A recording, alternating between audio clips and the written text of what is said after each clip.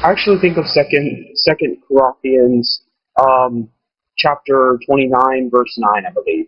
I might have to recheck that after I make this video. I'll put it in the description if it's wrong. The point is that Corinthians as a whole could describe the events as of late and terrorism as a whole. Uh, I'm sure you've heard about the Paris attacks. You would have to live under a rock, be in the Middle East, to not hear about that. But I'm not here to tell you that it was a tragedy or that it was, unforeseen. Anyone could have seen it. But what I will tell you is that I do think it was an act of God. Now, what separates an act of God from an act of man?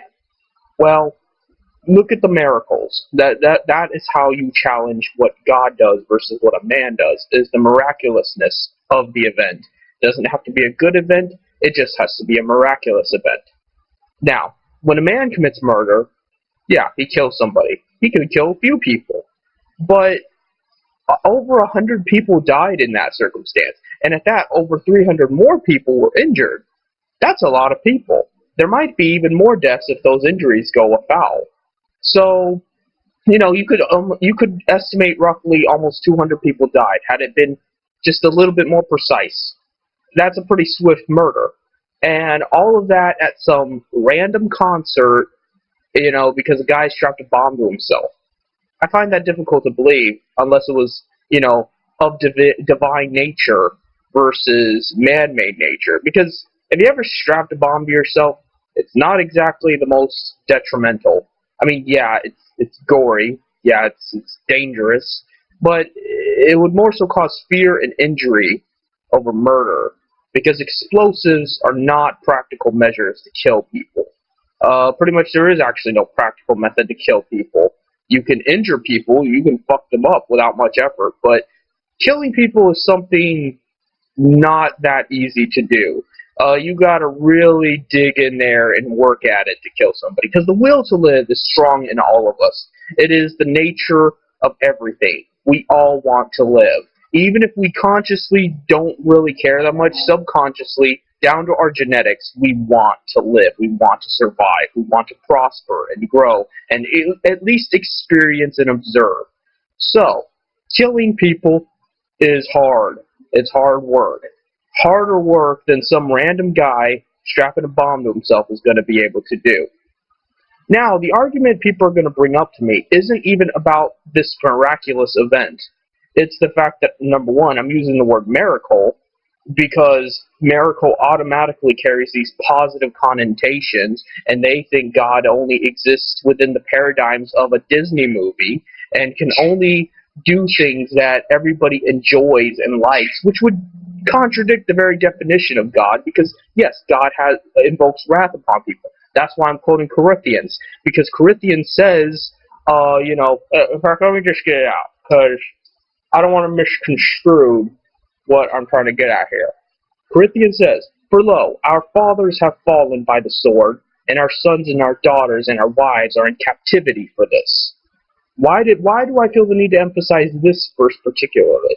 It's because they have died because of it. The events that have transpired have caused them to die, but it will be the women and the children that are punished for it.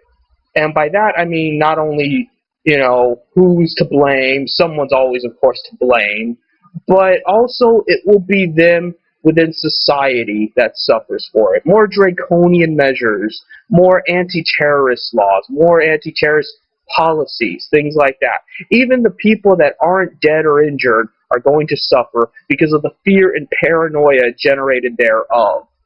So that's what it means. The people that live and die by the sword are not the real victims. The real victims are everyone else who has to kind of accommodate, all the feelings and insecurities of those that weren't even killed or hurt. That's the reality of the matter. And I have to believe that, God did this on purpose to punish us. That He, is invoking His wrath upon us, and that, regardless of whether we think it's bad or good, is irrelevant. And that's another thing people are going to get upset about. People are going to get upset about how, innocent people died. Yeah, innocent people to you they're innocent, Maybe they're not innocent to God, or maybe they are. Maybe they are authentically innocent. But what does that matter?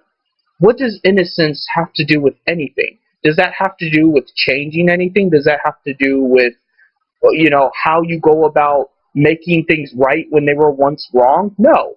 If they're innocent, good for them. Maybe if you believe in heaven, goody goody, they're going to be in heaven anyway. So what does it matter? What does it matter if innocent people die? That's my question here. If innocent people die in order to achieve a greater good, what's the problem? And if innocent people go to heaven, even more so, what's the problem? Why do you care so much about innocent people? Because you don't think they're innocent. You know they're not innocent. You know that the blood of many brown children is on their hands anyway. And you know, even if they didn't personally do it, they condoned it. They condoned the own sins within their society, let alone the society of other people. It's just this vicious circle of everybody's cucking everybody with sin. Fucking, France might not. I'm not gonna claim France is an imperialist power. I mean, technically they might be, but let's face it, they're not doing anything like causing the wars and stirring up trouble in the Middle East. But what they are doing is creating this, social justice warrior society that it hurts their fellow man. It hurts their society with that bullshit. It hurts them with, the third wave feminism, Lacey Green crap. It hurts them with, the debauchery. I mean, I'm all in favor of sexual liberation, real sexual liberation, not this identity politics crap. It's like that meme with the two buttons you gotta press. And it's one thing to say, yeah, we should be able to have sex with whoever we want. But what's the point if we can't have sex with whoever we want? We cannot have a culture that says we should be able to fuck whoever we want to. We're entitled to that. And then turn around and, rape culture, everything's rape. If suddenly a woman gets raped, we all have to suddenly care. That's not my responsibility to care. I don't care if a woman gets raped because it wasn't me. It wasn't anyone I knew. It wasn't even, someone that would have looked at me. They don't give two shits about me. They don't care about my life. They don't care about if I die alone. So why should I care if something happens to them? And now, of course, it's going to be like, oh, you're just a sociopath. You're just selfish. But we always come back to everybody's got an excuse. Everybody's got an excuse for why they're innocent, but I'm not. But ISIS isn't, but whatever is it. It's always on the external end. Someone else is always the enemy. Someone else is always to blame. Someone else is always the reason why we don't have nice things. But you accept these devils. You accept the demons of everyday life that, we can't do this and we gotta do that. And there's always a compulsion of some sort, whether it be the compulsion to do something or the compulsion not to do something. You have given your life over to demons and God is punishing you for it. And whether or not you want to believe that, you can believe a more secular version that it's just, that's what happens when you make a society of dullards.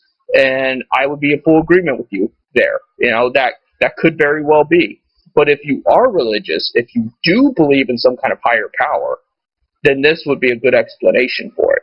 And it's about high time you stopped using the basic bitch's morality. It's about high time you stopped, pretending like the sinners matter, what they think matters. You think you're better than them because you found Jesus Christ and all this other bullshit. Act like it.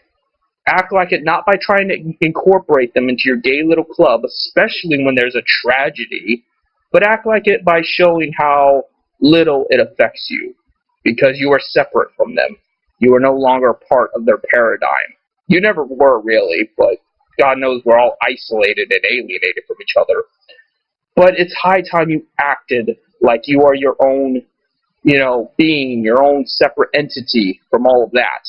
And you don't do that by, let's all freaking pray together and fap each other's dicks or whatever. That's already going on 10 minutes. I think you get the idea.